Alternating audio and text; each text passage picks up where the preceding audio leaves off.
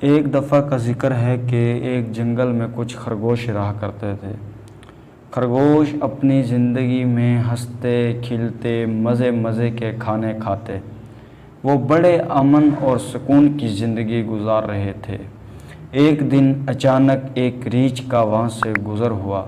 اتنے خوبصورت اور موٹے تازے خرگوشوں کو کھیلتے دیکھ کر ریچھ کے منہ سے تو رال ٹپکنے لگی اور اس کی بھوک مزید بڑھ گئی۔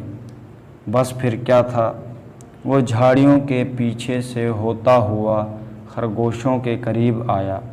خرگوش ریچھ کی آمد اور اس کے ارادے سے بالکل بے خبر اپنے کھیل میں مشغول تھے کہ اچانک ریچھ نے لپک کر ایک خرگوش کو دبوچ لیا اور چلتا بنا۔